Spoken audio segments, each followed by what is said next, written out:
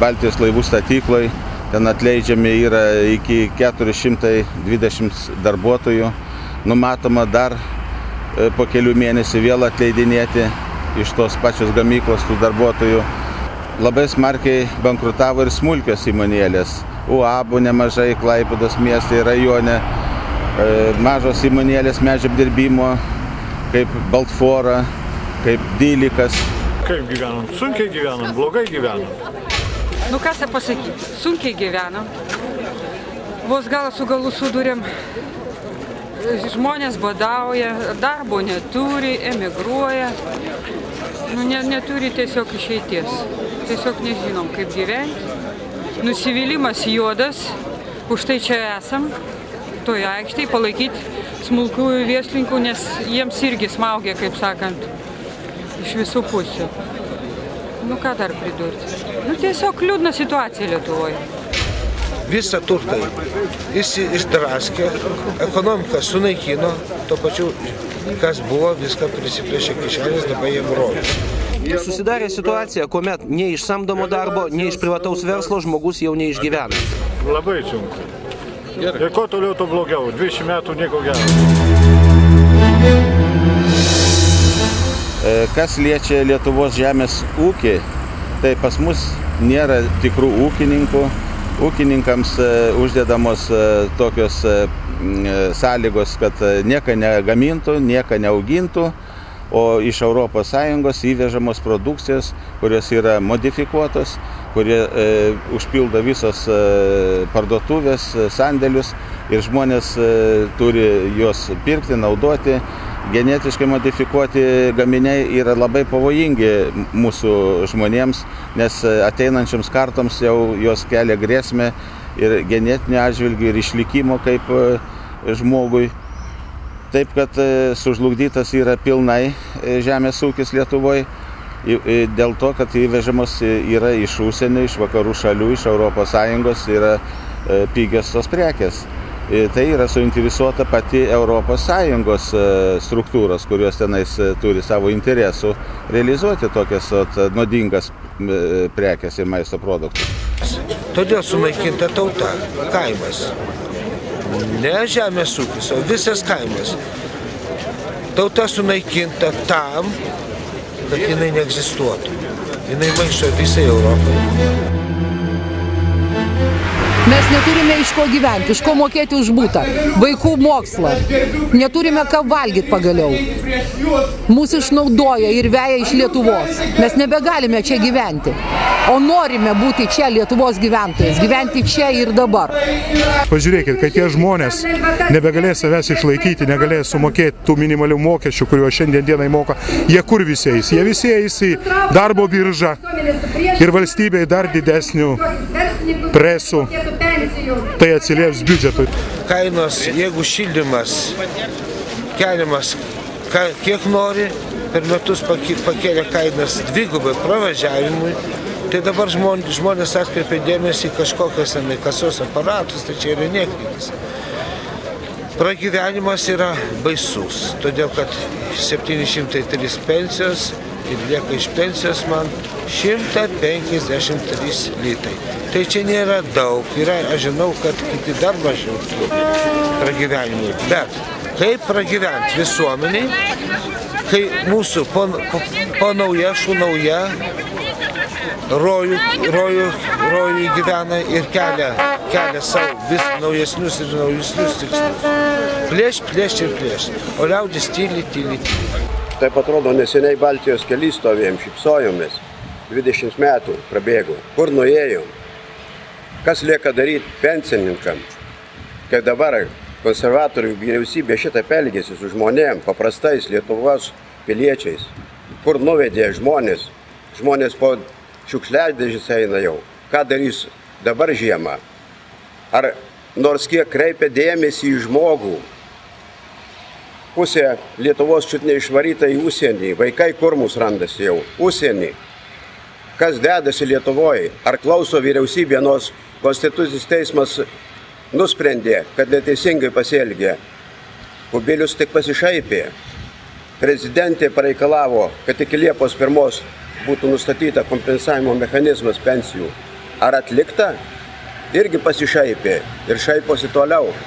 Nežinom, žmonės Lietuvos, mes pensininkai, ką toliau daryti ir kaip į gyvenimą žiūrėti. Kai matau, kad ministerijų vadovai savo premijas kala, ar ne, o tuo pačiu paprastam žmogui atiminėja pinigus, net neįgaliesiam šitaip nupjauna neįgaliųjų pensijas ir tuo pačiu pakelia kainas už jiems reikalingas būtinas tiek vežimėlius, lovas specialias, tai ką ne absurdas. Ant ko norima išvažiuoti? Ant to, kuris menkiausiai gali apsiginti. Tai yra, neturi nei pinigų, nei advokatų, jis gyvena tik vienas ir pats už tave turi kovoti. Aš esu pensininkė, gaunu 530, iš tų sumokėjau už butą. Tai iš ko dar man verštis, kaip Kubilius liep verštis, tegu mane išmokint pragyventi iš tų pinigų. Aš neturiu ką valgyti, o apie laikraščius nėra ką kalbėti, kad nusipirkti kokį laikraštį. Pas matote, kokia sunki jaunimo pati šiais laikais, visi sėdi be darbų, mokslai smaugia, visi neturi ką veikti, be perspektyvų. Pas esu čia tam, kad kovočiau prieš tą nesąmonę, visi pažįstami galvoja apie migraciją. Taip kad šiandienos jaunimui perspektyvų dėlių nėra iš tikrųjų. Arba emigruoja, arba sėdi namuose ir žiūri televizorių nesąmonės visos. Taip kad... Pasiskolinau, kad užmokėti už butą, nes savivaldybė mane išvaris. O vaistai? O kur vaistai? Aš vaistų nebeperku. Operacijai reikia ruoštis 3 operacijom, man liepia mokėti už analizus. Kaip man gyventi? Pons Kubiliau. Mūsų išrinkta valdžia riša mums virvę ant kaklo. Ne, mums beliko iškoti virvis į karčius. Tai kas šiandien valdo Lietuvą? Apie kokią nepriklausomybę mes galim kalbėti, kai vyriausybė už didžiausias palūkanas skolinasi pinigus iš užsienio bankų? Juk visi žinom, kad kas moka pinigus, tas ir muziką užsako. Kaip dabar elgiasi vyriausybė? Jinai paprasčiausiai kabina visus tas paskolas ant mūsų visų pečių. Na, pavyzdžiui, sugalvojo, įvedė privalomą sveikatos draudimą, netgi bedarbiam. Tai kaip tą dalyką pavadinti?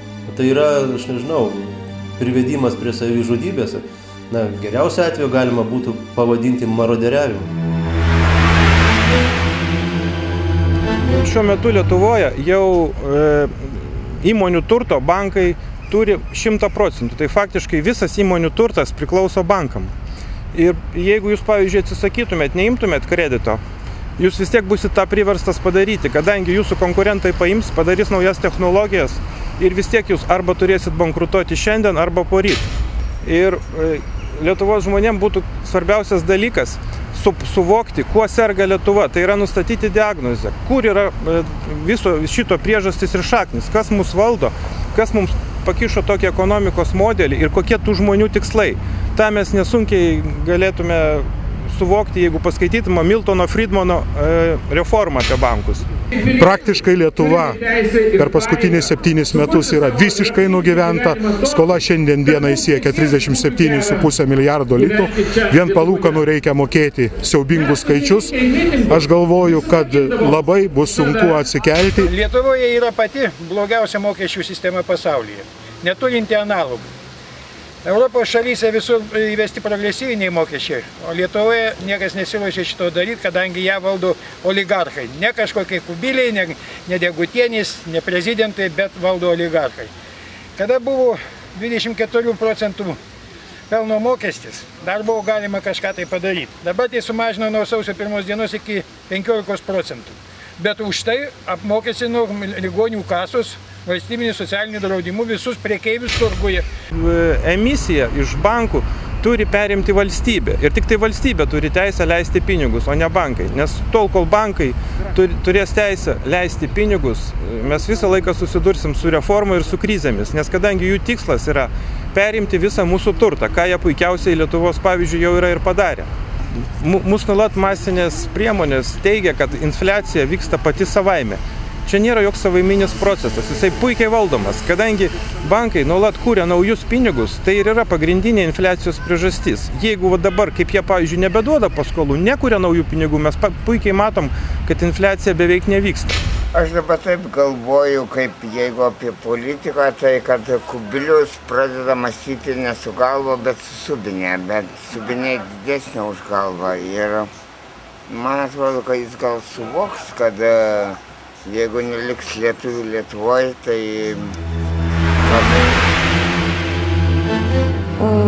Sąjūdžio laikais buvo žadama, kad mokykla bus liberalizuota, demokratizuota, mokytojų sumažės popierių skaičius ir bus pakeltas mokytojų prestižas.